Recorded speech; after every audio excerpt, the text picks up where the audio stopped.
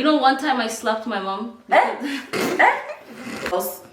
it's so annoying, man.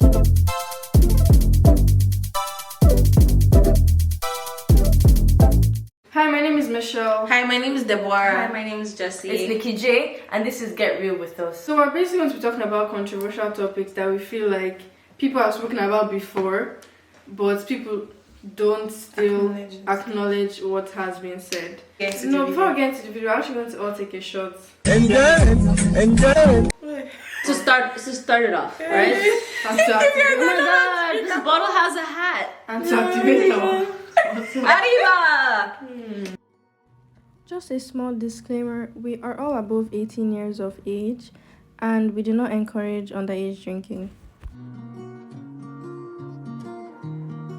Like, you know this thing where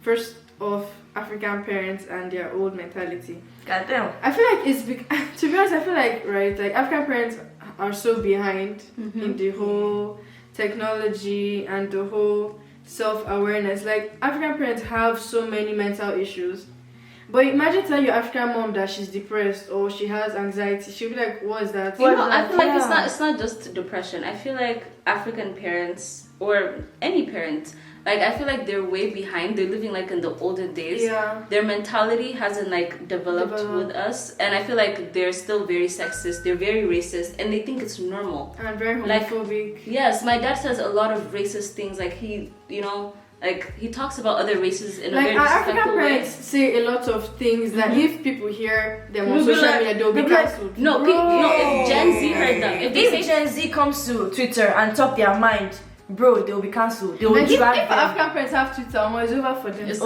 It's all over. Don't cry, don't beg. my dad. But you guys, I said anything right. I honestly feel like the fact that our African parents feel like because they pay the bills, you're meant to be alright. Mentally, you should be stable. You should focus on your education. Let me tell you guys something right. I, for one, it's not even like a joke or something. 2 weeks ago, I had a mental breakdown. It's not like I was going through any emotional thing, no boy drama. You see me, it's just me and myself. But like I had a mental breakdown and I could not focus in school. I took a week out of school. Because like me, I know myself that if I should continue forming, I dey go class now, I will not hear anything. To be very honest. It's not just like parenting is not just about giving them the needful. It's not just about And I feel like there should not be a lot of pressure. There should not be a lot of pressure on people. I'm so sorry. It's not just about, I feel like parenting is not just about providing them this, providing them that, providing them this. Like that's your responsibility, not going to lie, but like you need that emotional connection. Like that's most of the reason why children have like mental issues, because they have no one to talk to, or why people commit suicide. And they'll be like, oh, she's just a quiet girl, my daughter just quiet. Do you know why she's quiet? Because she doesn't have anyone to talk to. Imagine they don't have siblings and they can't just go and be opening up to random people. And their parents, if you got like now, I told my mother I had anxiety one time and she said, what did she say? Have you gone to church or something like that? That's always the answer. Every time I tell my dad, oh I'm stressing, oh I'm sad, like, oh you need to pray. Yeah, okay, we get it. We actually do need to pray. Yes, That's for yeah, fact. we need obviously. to pray, but we still need someone to talk to about. Because even if we pray, we still need someone to like advise us and communicate. No, the thing is, I'm glad I kind of lived through this generation, because when I get older and since I'm a mom, I know these type of things. I feel like our parents just don't know these type of things. I will be able to like actually listen to my daughter and be able to communicate with her, because I feel like our parents, like I feel like they hear us but they just don't understand. Because I feel like this generation was so exposed to technology and like internet, so we could learn things from people. Like you can go and watch a podcast and then you can be like, or like the Can We Talk podcast, for example, when we're talking about attachment styles. I don't know if you guys saw that. Yeah, then you guys can watch everything. Yeah, she can. So when you subscribe to Can We Talk, when you watch that kind of thing, okay, you'll be like, oh, okay, I have this, I have that. But like our parents' generation didn't have like a way to like learn about stuff. All these anxious. So they don't even know, even if they are going through the same thing. They might know what they might feel it, but they don't know. They don't know a name to put to it. And if you don't know like a name, you might not find a solution to it. Do you guys know another thing that used to actually pain me? I don't know. There are some parents that, I don't know if it's everybody's parents actually. There are some parents that, okay, you're trying to be independent. I don't know, most Gen Z people. I'm just saying Gen Z because me, I know about my generational people. Wait, my generational? My generation. The people of my generation. We like to be independent. So you see most young people, you see 17, 18, 19 people, individuals trying to start up a business, trying to be influencers, and all our parents can think of is you just want to go out, you just want to party, you just want to this, you just want to that. But me, I feel like going out should give you a lot of experience about things. Because I know a lot of people that are naive because they don't go out, they don't have experience about things. All they know is what they hear in church and school. And to be honest, that cannot take you far. To be very honest. I feel like because African parents are afraid, right? Like sometimes you need to make mistakes to learn from them. Yeah. If you keep telling someone about something, they will not actually. You can never know how something is until you're in that situation. One thing that I felt growing up, I felt like I wasn't allowed to make mistakes. Yeah. I felt like I wasn't allowed to do anything. If you make a mistake, you're a disappointment. Yeah. Like every time I do something wrong, I would avoid telling my parents because I felt like I was gonna get in trouble. But it's just things that happen to me, you know. Like I have to experience different things, but I want to be able to share that with my parents. You guys are going to have a tequila break. Tequila break. Tequila. Can we also talk about the fact that African parents are racist, homophobic, sexist? No, you're calling your no, I said that earlier too. I was like, they're very sexist. They are. And they're very racist as well. And it all boils down to the fact. No, the thing is, they're very straight up too. They're like, okay, this is an example. They could be like, okay, I hate Asians. You see that Asian man? Has your parents said that? Oh my god, my dad. Every time. Oh my god, my mom. Just kidding. Just kidding. Every time he passes by any Asian, it could be like, the thing is, he doesn't realize that there's different Asians. I think he says ni hao, or what, that's how you say. That's how you say hi in Chinese, right? But he says it to any Asian person that he sees, and it's just, I don't know, it's so uncomfortable when I'm just sitting there. I'm just like, I don't know, like this person could be Japanese. It's just, I don't know, it's just racist to me. And the thing is, my dad is very savage. He will, okay, for example, you guys are Nigerians, right? He could come here in this room and I could be like, okay, dad, these are my Nigerian friends. And he'll be like, yeah, you know, Nigerians, they're thieves, they're scammers. Like in front of your face, he'll say that shit. Like he's just very, like I feel like old people are just very blunt. They're very straight. That makes me to say, but if he said it, but I mean, me, I'll actually start arguing with him. You can. You argue back. I'm just. Do you think our parents are right when they say that our phones is the problem of everything? No, it's always a problem. It's always a problem. But do you think they're right? I don't think so. I don't low key. You know, one time I slapped my mom. Our love. Hey. Okay, so look. Okay, she had my baby brother, right? And after she had the baby, you had the baby. She made me take care of him. Like she was always just like leaving the baby. You're not Nigerian. No, That's why I'm laughing, because in Nigeria you're meant to take care of I know. She would leave the baby with me, go out with her friends, go out with her siblings, drink, whatever. And I'm like, okay, I don't want to be a mother in this age. Please let me also enjoy it. And like at the time, I was always on my phone.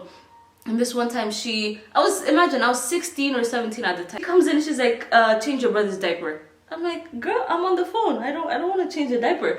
And then she's like, and then she's like, you're always on the phone, blah, blah, blah. I was like, okay, but it's my phone, I don't care. And then she tried to take it from me, and then I was like, on her face, screaming internally. Was that like a reflex action? I got pissed. She was trying to snatch my shit from me, and I was just like, did you apologize after? Why would I apologize? I don't like apologize. Why would I hear this? And then she told me, don't touch my baby ever again and don't talk to me no more, and she walked out. Your mom did not touch you back. No, my mom, she does this thing where she doesn't hit me, but she gives me this look and she says something to me and it just pains me in my heart. You see the thing I went about back and I Nigerian apologized. parents, right? You see the thing about Nigerian parents, they will slap you, they will beat you, they will say the thing that will pain your heart. No, but the thing is, and they'll take your phone. Do you get that? They never hit me, they never touched me. Now you but them. no. No, but my parents would do this thing. Okay, my dad is just very quiet. So if I do something that upsets him, my dad is quiet as fuck. If I do something that upsets him, he go snitch to my mom, and then my mom would be the one to deal with it. But she wouldn't hit me. She would just come and talk to me, or she would, like, if I do something that upsets her, she'd give me like this look that makes me feel guilty, and I'm like, okay, I shouldn't do this. You know, like it's just communication. Lack of communication. It's You see the perks of having a white mommy. Well, what country is your mom from? She's half Portuguese, half Mozambican. You guys, you think our parents are harder on the first sibling? Yes. It's always the firstborn suffer. When do you say that? Oh, Hey. you guys are first children. Hey. God. You're the first child. You're the first child. Why are you forgetting, Nikki? Oh, shit. Being the first child is the worst. I'm how sorry. does it feel? Were your parents really hard on you? It's a lot of work, you know. No, the thing is, I feel like everything Michelle does will be blamed on you. Yeah, It's always blamed on the firstborn. Do you think it works that way? I don't know. Because Yeah, they shout at me for what me. No, look, if you do something, obviously you're gonna get in trouble. But she's actually gonna hear it. They'll I'm be like, glad that I don't know use my mouth to say it. No, they're gonna go to her and be like, how could you allow this? Like, you're older than her, you're wiser than her. How, like, can't you teach her not to do these things? But like, there's no end of it. Like, and even if I'm like, you see how I'm in Magusa and my brother's here. If he does something here, my parents will come and ask me. Like, it's always my fault. You think? I feel like because African parents feel like, okay, they've trained the first child enough. They didn't train me. They didn't do Well, anything. that's what they feel like. That Why they do like this? you should be able to like take care of every other child after that. Yeah. Like they No, the thing is, after the first child, they get lazy. They put not put the responsibility on you. They like raise the They're rest like, of my kids. I did you, Yeah. I did the rest. You're not asking question. Responsibility. Oh my God. Another I thing feel like is, African parents our are parents- so religious. Like aside being religious, they feel like if you go to church, you're going to meet with God. no, I feel like I can meet with God in my room. African parents depend on Honestly, the principle that's what I do. of church and pastors rather than a personal relationship with God. Like they feel like if you go to church, bro, If the priest is seeing you sitting in the church like this, like Do you know I can go to church? for like Do you know I can throughout go the to week. church They are every still Sunday supposed to- and not hear No. a single thing that the pastor is saying? no. But the thing is, my parents understand because I don't think you should My be parents this understand. She's not Nigerian. She's not even No. white in a black body. No, because look, everybody in my family, they all go to church When every last Sunday, did you go right? to church? But for me, I stopped going to church like years ago, and When at you were some seeing your point- country. Yeah, You see, that's the thing. My parents cannot not allow me.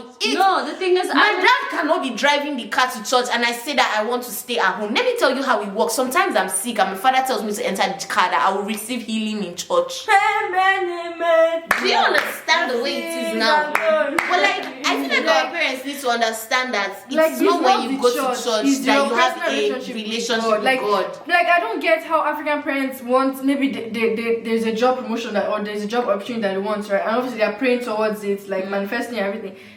And why do you now need to go to a pastor to give them money to pray for? No, you? but the thing is, my dad, he feels like I'm like the lucky charm in the family, right? So I started praying on my own. Like, I just stopped going to church and I decided to just start praying in the house. I read my Bible regularly. I pray like by myself, and at some point I started having like dreams and visions and stuff like You that see about the the thing- family members, Wait, right? let me tell you And something. you Sorry, always cut cut you short. You're cutting me off. But you see the thing, African parents. I am receiving dreams. They'll tell you to go to church to enhance it. No. Maybe you The come thing to is- this life to be a No. pastor. No, the thing I know is- that you guys know what I'm saying. Look, all my family members go to church and they're not receiving the same thing that I'm receiving. So they're like, obviously she's doing something right. Like, they have that understanding. So But they're it's, like, not, okay. it's not everybody that God is destined to like get dreams and visions. Like, it's not everybody. And if you don't have it, that's fine. It doesn't mean you're a devil. That's true. Why do they have to like follow the church and be like give money to the church for them to like you? My parents you, don't. No, they believe in that for the longest, and Like, then I don't think it makes sense. Like, cause me for the longest, you went to MFM, right? I don't know if you wouldn't know MFM. You know MFM. You know how it is. And it wasn't even like children's church, the actual adult church. Me, I was just going to church because my mother said I should go to church. I did not understand what was going on. To be honest, but all I know is that they're killing something that is not there. and they're killing them. When I was in Nigeria, I remember there was a church that we went to, and it was just like it was like some type of performance. Like there's a priest, I don't know, I think you guys know him. Pastor. Yeah. And he would do this thing where he would like somebody and he would do it to the same fucking person every day. You guys. So she could easily just be faking. I don't know, but have you guys noticed that our African parents would tell us not to date anybody till we're like 22, 23, but they expect us to bring back our husbands at 23, 24. You're talking this was a Yoruba champagne. Yeah. Pop the champagne. Don't pop it. Just is a drunkard. Our African parents tell us that we should not be in relationships, we should not know men, because they always call him know a man. No, we should not know men until we're 21, 22. We have not noticed that. But they expect us to bring our husbands by 23, 24. The thing is, my dad has never even mentioned the word. What are you drinking? It's not Azu, it's not NSC, it's not EXO, it's not 1940. Yeah, what are you drinking? I heard See, I should list down. Excuse me, Osita. Hello. Yes, you guys, Go, leave. It's okay. Go. So what was I saying about men in general? No, I was talking. I was saying that there's no difference between a man and a dustbin. Let's